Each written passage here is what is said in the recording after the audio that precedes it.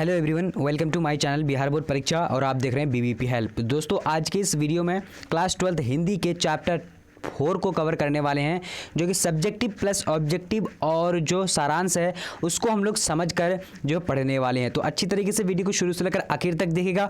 और यहाँ पर हम लोग जो बिल्कुल एनसीईआरटी बुक को पढ़ रहे हैं, जैसा कि यहाँ पर देख पा रहे हैं, चौथा चैप्टर है, ठीक है।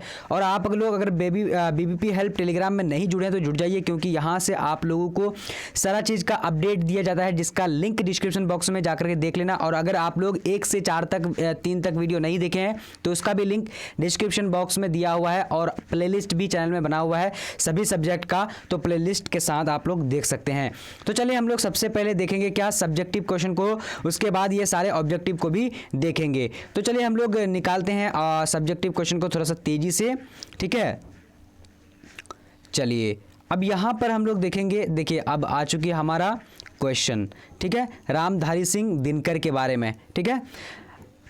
चलिए तो आज हम लोग क्या पढ़ने वाले हैं, रामधारी सिंह दिनकर इन्होंने क्या लिखा है, तो इसको आप लोगों को पता है तो जल्दी जल्दी कमेंट में बताइए कि क्या लिखा है, रामधारी सिंह दिनकर क्या लिखा है। चलिए तो आप लोग का तो जवाब आ रहा है, और मैं बता दूं रामधारी सिंह दिनकर जो यानी क्या लिखे हैं, यानी अर्धनारीश्वर, ठीक है। अर्धनारीश्वर का माना होता है कि आधा जो है यानी शरीर जो है, आधा शरीर क्या होता है लड़की का, और आधा शरीर क्या होता है यानी पुरुष का, ठीक है। तो स्त्री और पुरुष मिला करके दोनों जो है अर्धनारीश्वर कहा जाता है, यानी आधा जो है शरीर जो है उसका क्या होता है, यानी पुरुष का और आधा स्त्री का। तो उन्होंने उनके बारे में अर्धनारीश्वर के बारे में लिखा है। तो ये काफ़ी इंटरेस्टिंग और इम्पोर्टेंट जो है समझने वाली कहानी है। तो अगर आप लोग समझेंगे तो बहुत मज़ा आएगा, क्योंकि इस कहानी में हम लोग पढ़ने वाले हैं किसके बारे में, जो अर्धनारीश्वर के बारे में। तो हम लोग पहले इसके बारे में जान लेते हैं, उसके बाद हम लोग कहानी को समझेंगे, उसके बाद आगे हम लोग सब्जेक्टिव क्वेश्चन को करेंगे। तो यहाँ पर देखिए इसका जन्म कब हुआ था, यानी 23 सितंबर 1908 को हुआ था। इसका यानी जन्म कब हुआ था, 23 सितंबर 1908, और इसका निधन जो हुआ था कब हुआ था, तो 24 अप्रैल 1974 को हुआ था, ठीक है। अब यहाँ पर देखिए इसका जन्म स्थान ये देखिए आप लोग को इस तरह पूछा जाएगा, तो अच्छी तरीके से देखिए जन्म स्थान कहाँ हुआ था, यानी सिमरिया बेगूसराय बिहार में हुआ था। सिमरिया बेगूसराय बिहार में हुआ था, ठीक है। बिहार के एक जिला का नाम है बेगूसराय, उसी में हुआ था। अब यहाँ पर देखिए उसका माता और पिता का नाम क्या है, यानी मान रूप देवी उसका माता का नाम, उसके पिता का नाम क्या था, यानी रवि सिंह, पिता का नाम क्या था, रवि सिंह। उसके बाद क्या है कि पत्नी का नाम क्या था, यानी श्यामवती देवी। तो श्यामवती देवी उसका पत्नी का नाम था। उसका शिक्षा जो है यानी कहाँ जो यानी जो है शिक्षा कहाँ से लिए थे, तो इसको भी हम लोग देख लेते हैं। अब यहाँ पर शिक्षा के बारे में देखिए, प्रारंभिक शिक्षा में गांव में ही लिया था, यानी गांव के आसपास के स्कूलों में लिया था, ठीक है। उसके बाद 1928 में मोकामा चले गए, ठीक है। मोकामा जाकर के वो रेलवे हाई स्कूल से, यानी एक रेलवे हाई स्कूल नाम है स्कूल का, वहाँ से क्या कहता है मैट्रिक पास किया था। 1932 में पटना कॉलेज से वो क्या किया था, BA ऑनर्स यानी इतिहास से किया था। कौन, तो यानी रामधारी सिंह दिनकर, ठीक है। क्योंकि रामधारी सिंह दिनकर के बारे में अगर आप लोग नहीं जानते तो हम लोग जो पढ़ के आ रहे हैं, यानी बचपन से ही रामधारी सिंह दिनकर के बारे में पढ़ते आ रहे हैं, क्योंकि ये बहुत बड़े प्रख्यात जो यानी लेखक थे, ठीक है। तो इसके बारे में अब यहाँ पर देख लेते हैं क्या है कि वृत्ति है, तो वृत्ति यानी देख लेते हैं क्या कि प्रधानाध्यापक रहा था वो, ठीक है। उसके बाद क्या किया कि स्कूल, उसके बाद बरबीघा, उसके बाद क्या है सब रजिस्टर, सब डायरेक्टर, उसके बाद जनसंपर्क विभाग, उसके बाद बिहार विश्वविद्यालय हिंदी प्रोफेसर, उसके बाद भागलपुर विश्वविद्यालय में उप कुलपति, यानी क्या कहते उसके बाद हिंदी सलाहकार के रूप में भी वो कार्य किया, यानी वृत्ति यानी कार्य किया था। ये सारे चीज़ में उन्होंने कार्य किया था। तो आप लोग बढ़िया से ध्यान से समझिए, और डिस्कस कर रहे हैं तो डिस्कस बंद कीजिए और अच्छी तरीके से आप लोग क्या करिए, पढ़िए, ठीक है। चलिए तो अब हम लोग देखते हैं साहित्य, ठीक है। क्या देखेंगे हम लोग, साहित्य देखेंगे, यानी साहित्य के बारे में। चलिए अब यहाँ पर हम लोग देखेंगे, क्या देखेंगे, साहित्यिक अभिरुचि देखेंगे, ठीक है। 1925 में वो क्या कि छात्र साहेदार में पहली बार कविता प्रकाशित किया था। कब? यानी 1925 में, ठीक है, 1925 में पहली बार जो है एक कविता प्रकाशित किया। उसके बाद देश यानी पटना में प्रकाश किया था ये, यानी पटना में ये प्रकाशित किया था। ये क्या नाम था? छात्र शाहीदार, ठीक है। उसके बाद उन्होंने क्या किया? कन्नौज में यानी छात्र जीवन के अनेक रचनाएं प्रकाशित की, यानी छात्र जीवन में जो अनेक रचनाएं यानी अनेक जो है यानी लेख लिखा उस इसके छात्र के ऊपर, ठीक है। उसके 21 वर्ष की अवस्था में क्या किया था कि वो यानी प्रभंग प्रकाशित किया था, ठीक है, प्रभंग प्रकाशित किया था। अब हम लोग क्या देखेंगे? कृतियां देखेंगे उनकी कृतियां क्या क्या थी, ठीक है। यहाँ पर हम लोग कृति को भी देख लेंगे। अब यहाँ पर कृतियां देखिए कि प्रमुख जो है काव्य कृतियां क्या थे, देखिए वान भंग ये कब किया था? 1929 में। उसके बाद रेणुका 1935 में। उसके बाद हुंकार 1938 में। उसके बाद क्या है कि रसवंती, ये उसका डेट देख लीजिए आप लोग कब है, यानी 1940 को है।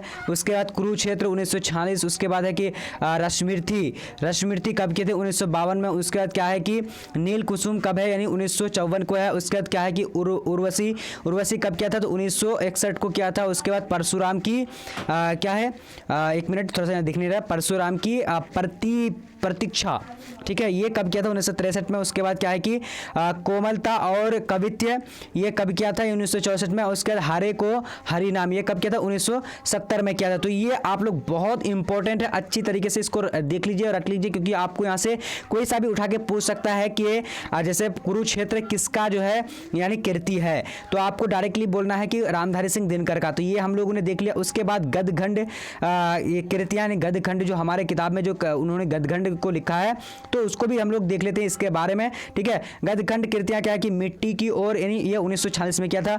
उसके बाद अर्धनारीश्वर ये 1952 में। अभी जिसके बारे में आप लोग पढ़ रहे हैं तो ये कब किया था? 1952 में। उसके बाद क्या है संस्कृति के 4 अध्याय ये कब किया था? 1956 में। उसके बाद क्या है काव्य की भूमिका ये कब किया था? 1900 जो है 58 में किया था, ठीक है। उसके बाद क्या किया था? यहाँ पर दिखाई नहीं दे रहा है, देखिए ये क्या कि वट पीटर है, ठीक है।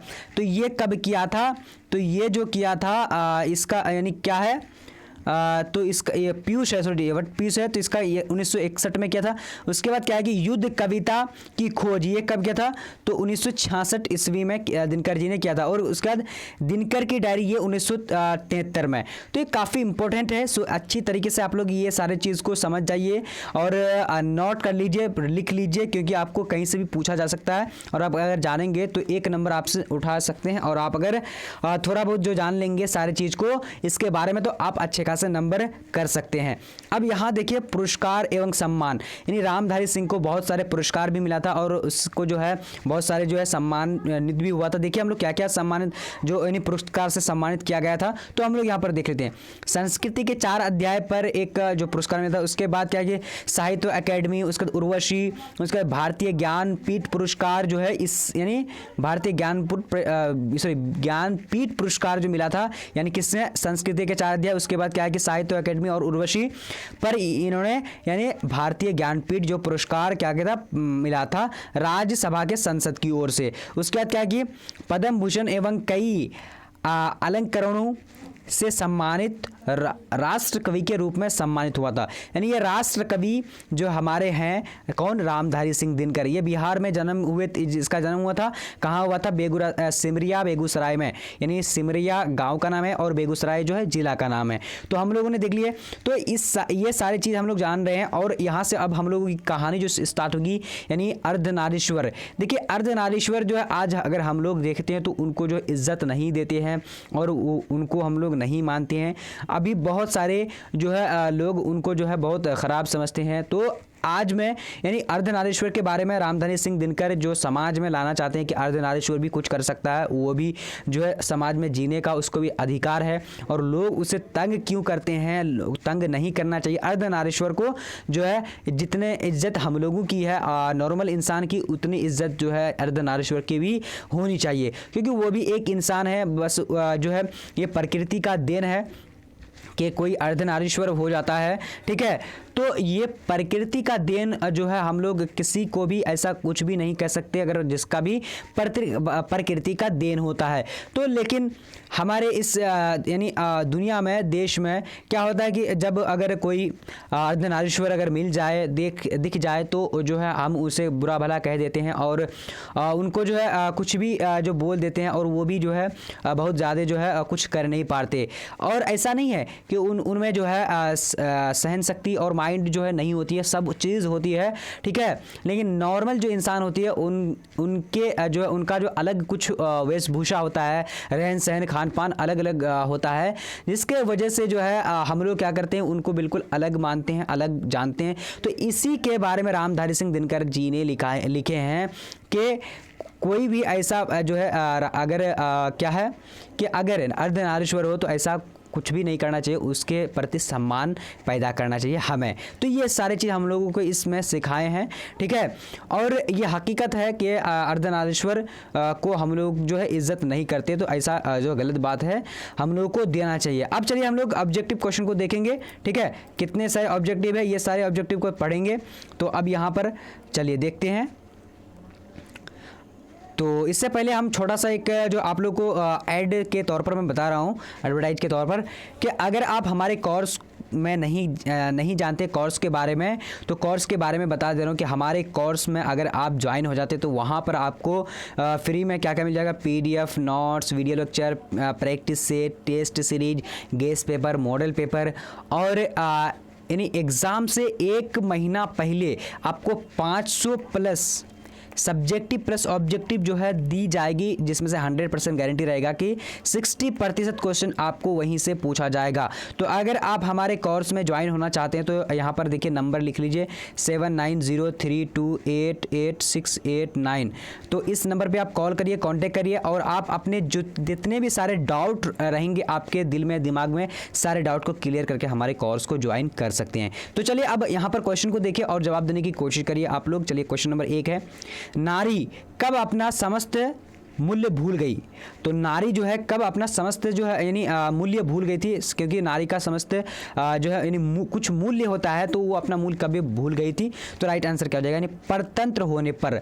परतंत्र होने पर क्या हुआ कि वो अपना जो है यानी मूल्य भूल गई थी। यानी हर चीज़ को स्वतंत्र देनी चाहिए, आप चाहे जो भी है। जैसे कि अगर आप कोई स्त्री को अगर परतंत्र यानी आप उसको गुलाम बना कर रखेंगे तो वो कुछ भी नहीं करने का सोचेगा।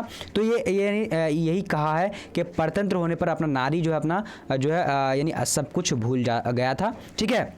चलिए अब देखेंगे आगे की ओर, क्वेश्चन नंबर 2 की ओर देखेंगे। यहाँ पर क्या है, 2 नंबर क्या बोला जा रहा है, पुरुष की मान्यता है कि नारी डैश है, क्या है, आनंद खान पूजनीय, उसका नरक है, उसके बाद इनमें से कोई। तो आनंद खान क्या है, चलिए जवाब दीजिए। अगर आप लोग जानते हैं तो जल्दी जल्दी जवाब देने की कोशिश करें। तो इसका राइट आंसर क्या हो जाएगा, तो ए नंबर यानी आनंद खान है, ठीक है।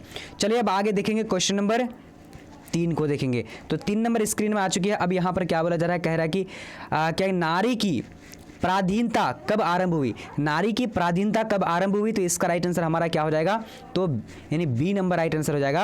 यानी जब कृषि का आविष्कार हुआ, जब कृषि का आविष्कार हुआ था, यानी नारी की पराधीनता जो है आरंभ हुई थी, ठीक है। जब कृषि का क्या हुआ था, आविष्कार हुआ था, ठीक है। चलिए अब आगे देखते हैं। क्वेश्चन नंबर यहाँ पर आ चुकी 4 नंबर क्या बोला जा रहा है, देखिए अच्छे तरीके से देखिए, जवाब दीजिए फटाफट। वेरी गुड, वैसे आप लोग का तो जवाब आ रहा है, अच्छी तरीके से आ रहा है, मैं देख रहा हूँ सबका कमेंट को पढ़ रहा हूँ, ठीक है। अब यहाँ देखिए दिनकर का जन्म कहाँ हुआ था। तो दिनकर का जन्म जो हुआ था वो कहाँ हुआ था। अब यहाँ पर देखिए राइट आंसर क्या हो जाएगा हमारा, ए नंबर यानी सिमरिया बेगूसराय बिहार में हुआ था। कहाँ हुआ था, सिमरिया बेगूसराय बिहार में हुआ था, ठीक है। राइट आंसर क्या हो जाएगा, ए नंबर हमारा हो जाएगा। अब आगे देखते हैं यहाँ पर क्वेश्चन नंबर क्या देखेंगे, 5 नंबर। तो 5 नंबर हमारा क्या बोला जा रहा है, कह रहा है कि गंधारी कौन थी।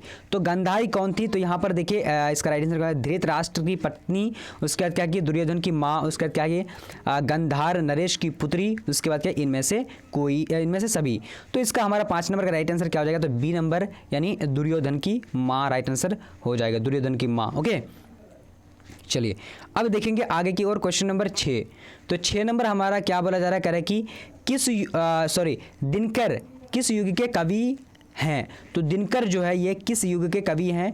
तो 6 नंबर का हमारा राइट आंसर क्या हो जाएगा? चलिए आप लोग अच्छी तरीके से देखिए, आप ऑप्शन को मैं दिखा रहा हूँ क्या कि छायावादोत्तर, उसके बाद क्या है कि छायावादी युग के, या फिर रीतिकालीन युग के, या फिर इनमें से कोई नहीं। तो 6 नंबर का हमारा राइट आंसर ए नंबर छायावादोत्तर राइट आंसर हो जाएगा ए नंबर। ओके, अब यहाँ पर देखें क्वेश्चन नंबर क्या है 7 नंबर, तो मैं ओके बोल रहा था, ओके ठीक है। चलिए तो यहाँ पर देखिए क्वेश्चन नंबर आ चुकी है हमारा क्या है 7 नंबर, क्या कि अर्धनारीश्वर का किस विधा से संबंध है? तो अर्धनारीश्वर का किस विधा से संबंध है? देखिए यहाँ पर निबंध है, उसके बाद कहानी है, उसके बाद एकांकी है, उसके बाद व्यंग है। तो हमारा राइट आंसर क्या हो जाएगा? ए नंबर राइट आंसर, यानी क्या हो जाएगा? ए नंबर निबंध हो जाएगा, निबंध। ओके चलिए बहुत बढ़िया, जल्दी जल्दी आप लोग भी जवाब देने की कोशिश करिए और अच्छी तरीके से देखिए। अर्धनारीश्वर निबंध कब प्रकाशित हुआ? तो अर्धनारीश्वर निबंध जो प्रकाशित हुआ था ये कब हुआ था? देखिए हम लोगों ने अभी पढ़ा था, ठीक है, 1942, 1952, 1956, 1962। तो राइट आंसर हमारा बी नंबर हो जाएगा, 1952 राइट आंसर हो जाएगा, ठीक है। चलिए तो अगर आप लोग कोर्स के बारे में जानना चाहते हैं तो मैं नंबर डिस्क्रिप्शन में दे दिया हूं, जाकर के डिस्क्रिप्शन में देखो, और मैं नंबर आप लोगों को सबसे पहले ही बता चुका हूं, ठीक है। अब यहाँ पर देखिए क्या है 9 नंबर, रामधारी सिंह दिनकर की रचना कौन सी है? रामधारी सिंह दिनकर की रचना जो है कौन सी है? तो इसका राइट आंसर क्या हो जाएगा? ए नंबर, यानी Ardhanarishvara right answer A number हो जाता है, ठीक है। चलिए अब देखेंगे आगे की ओर, क्वेश्चन नंबर 10 को देखेंगे। तो 10 नंबर हमारा यहाँ पर क्या बोला जा रहा है? कह रहा है कि अर्धनारीश्वर शीर्षक निबंध के निबंधकार कौन है? अर्धनारीश्वर शीर्षक के निबंध के निबंधकार कौन है? तो 10 नंबर का राइट आंसर क्या है? सी नंबर, यानी क्या हो जाएगा? रामधारी सिंह दिनकर राइट आंसर हो जाएगा, ठीक है, रामधारी सिंह दिनकर। अब देखते हैं आगे की ओर, क्वेश्चन नंबर 11 को देखेंगे, क्या बोला जा रहा है हमारा? कह रहा है कि रामधारी सिंह दिनकर को किस कृति पर साहित्य अकेडमी पुरस्कार मिला? तो रामधारी सिंह दिनकर को किस कृति पर यानी साहित्य अकेडमी पुरस्कार मिला था? तो इसका 11 नंबर का राइट आंसर क्या हो जाएगा? डी नंबर, यानी क्या हो जाएगा? संस्कृति के 4 अध्याय में क्या मिला था? यानी क्या मिला था? साहित्य अकेडमी अवार्ड दिया गया था, यानी पुरस्कार दिया गया था, ठीक है।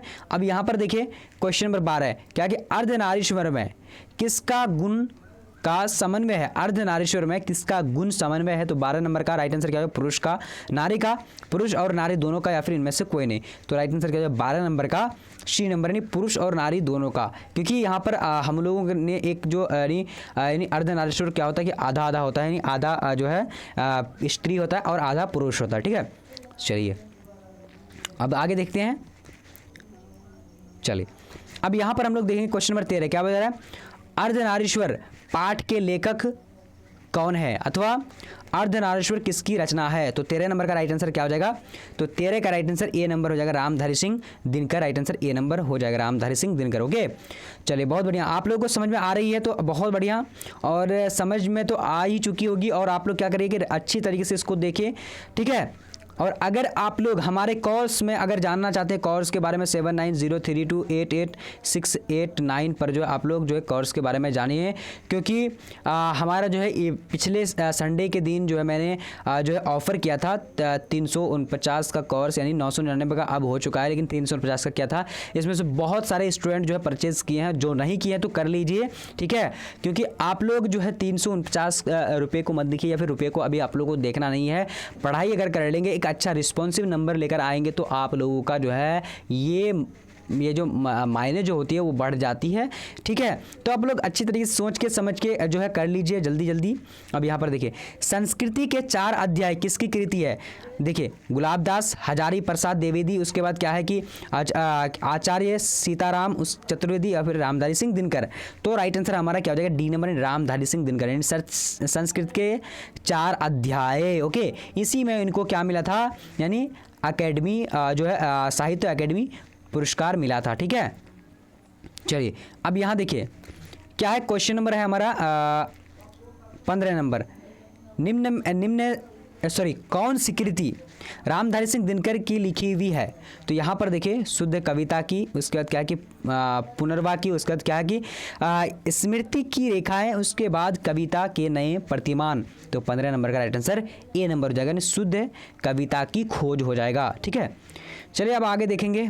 आगे यहाँ पर आ चुकी क्वेश्चन नंबर 16 क्या बोला जा रहा है? कह रहा है कि कौन सी कृति रामधारी सिंह दिनकर की लिखी हुई नहीं है? यहाँ पर है होना चाहिए, सॉरी है, लिखी हुई है। ओके यहाँ पर देखिए वट पीपल, उसके बाद क्या है कि उर्वशी, उसके बाद क्या है सॉरी यहाँ पर नहीं होना चाहिए, नहीं है होना चाहिए, ठीक है, सांकेत है। तो इसका राइट आंसर हमारा क्या हो जाएगा, जल्दी जल्दी बोलिए, जल्दी जल्दी बोलिए आप लोग, डी नंबर है, यानी सांकेत जो है यानी रामधारी सिंह दिनकर का लिखा हुआ नहीं है, ठीक है। तो इसका राइट आंसर डी नंबर हो जाएगा।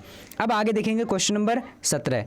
चलिए 17 नंबर आ चुकी है हमारा, क्या बोला जा रहा है, करें कि दिनकर को किस कृति पर भारतीय ज्ञानपीठ पुरस्कार प्राप्त हुआ अथवा ज्ञानपीठ पुरस्कार से सम्मानित रचना है।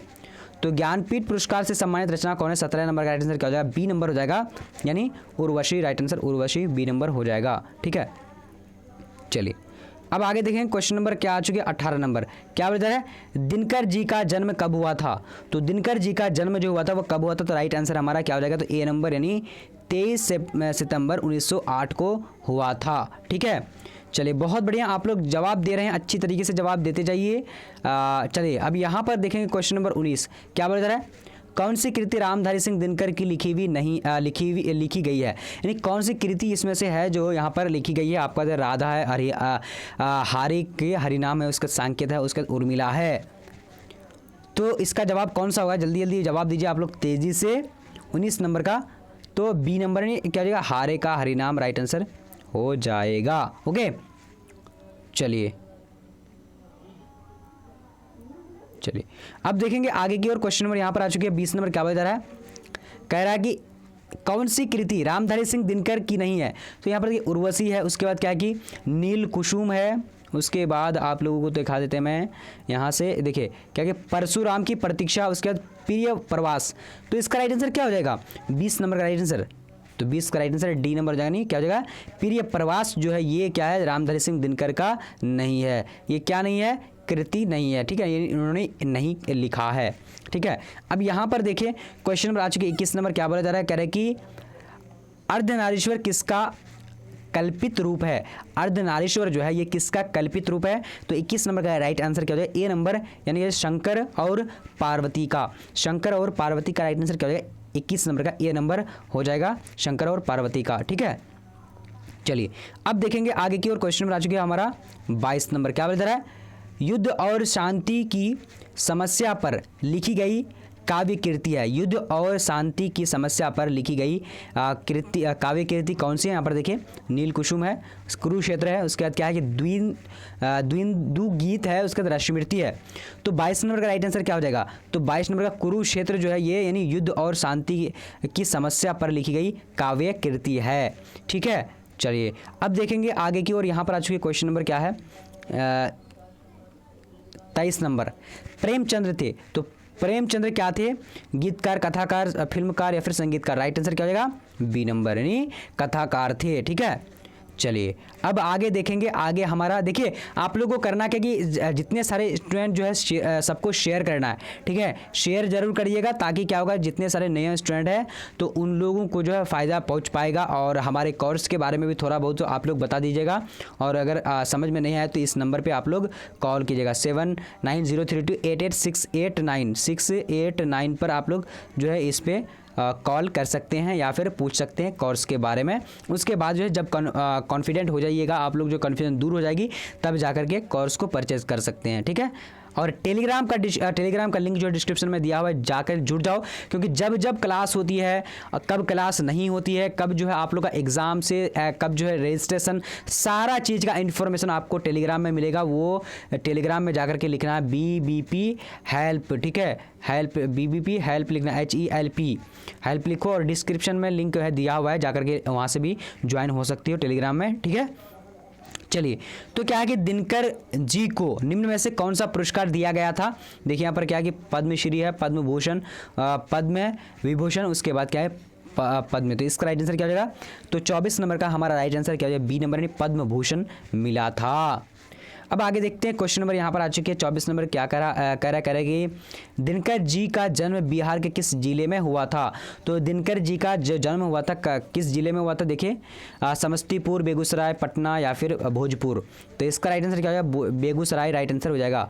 गाँव का नाम क्या था, सिमरिया नाम था, ठीक है, चलिए अब देखेंगे आगे की ओर। यहाँ पर आ चुके क्वेश्चन नंबर 26। क्या बोला जा रहा है, कह रहा है कि दिनकर जी की पहली काव्य पुस्तक कौन सी है। दिनकर जी की पहली जो काव्य पुस्तक है तो कौन सी है, तो यहाँ पर देखिए कुरुक्षेत्र है, ओंकार है, उसके बाद क्या रसवंती है, उसके बाद क्या है प्रणभंग है। तो इसका राइट आंसर क्या हो जाएगा, यानी 26 नंबर का तो डी नंबर राइट आंसर, यानी प्रणभंग हो जाएगा, प्रणभंग। ओके चलिए अब आगे देखेंगे क्वेश्चन नंबर 27 नंबर आ चुके हमारा। क्या बोला जा रहा है, कह रहा है कि दिनकर जी की पहली कविता किस पत्रिका में प्रकाशित हुई, या हुई होना चाहिए, ठीक है, हुई। तो दिनकर जी की जो है पहली कविता जो किस पत्रिका में प्रकाशित हुई थी, तो इसका राइट आंसर क्या हो जाएगा, 27 नंबर का ए नंबर हो जाएगा। यानी क्या कह रहा है, कह रहा है कि छात्र सहोदर। हम लोगों ने पढ़ा था इसके बारे में जब हम लोग पढ़ रहे थे दिनकर जी के बारे में, वहाँ हम लोग जो समरी में पढ़ चुका था, ठीक है। अब यहाँ पर देखिए दिनकर जी की पहली कविता कब प्रकाशित हुई, दिनकर जी की पहली जो कविता है कब प्रकाशित हुई थी, तो 28 नंबर का राइट आंसर बी नंबर, यानी 1924 राइट आंसर बी हो जाएगा, ठीक है। चलिए अब आगे देखेंगे क्वेश्चन नंबर आ चुकी है 29 नंबर, करेंगे दिनकर जी के अनुसार यदि पति विचार है तो पत्नी क्या है। तो पत्नी क्या है आपका, देखिए बुद्धि है, समाज है, भावना है, इनमें से कोई नहीं है। तो इसका 29 नंबर का आंसर सी नंबर हो जाएगा, नहीं भावना है, ठीक है। चलिए अब आगे देखते हैं क्वेश्चन नंबर यहाँ पर आ चुकी है। क्या बोला जा रहा है, कह रहा है कि बुद्ध और महावीर के नारियों को कौन सा अधिकार है, यानी बुद्ध और महावीर ने नारियों को कौन सा अधिकार दिया है। देखिए यहाँ पर संन्यास लेने का, या फिर भिक्षुनी होने का, या फिर पति के त्याग का, इनमें से कोई नहीं। तो राइट आंसर क्या हो जाएगा, तो 30 नंबर का राइट आंसर जो हो जाएगा हमारा बी नंबर, यानी भिक्षुनी होने का राइट आंसर हो जाएगा क्या, बी नंबर, ठीक है। तो आज हम लोग क्या किए, यानी 30 ऑब्जेक्टिव क्वेश्चन पढ़े, उसके बाद जो है जो अर्धनारीश्वर में लिखा गया है उसके बारे में हम लोग थोड़ा बहुत जो है समरी समझ चुके हैं। समझने के बाद अगर आपको कोई सा भी क्वेश्चन अगर पूछ दिया जाए तो आप जो है समझ कर बना कर लिख सकते हैं।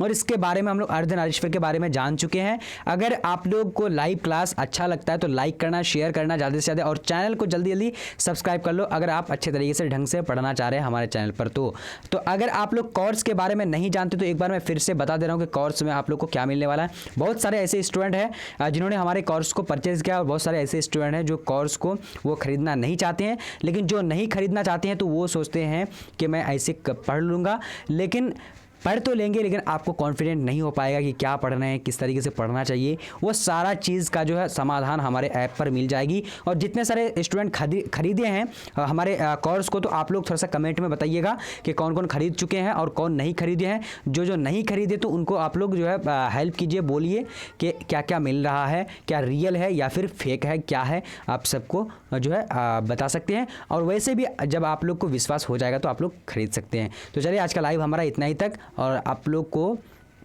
जो फिर से हम लोग मिलेंगे, ठीक है, अगले क्लास में। और शेड्यूल तो आप लोग को भेज दिया हूँ, शेड्यूल को देख करके क्लास कर सकते हैं, ठीक है।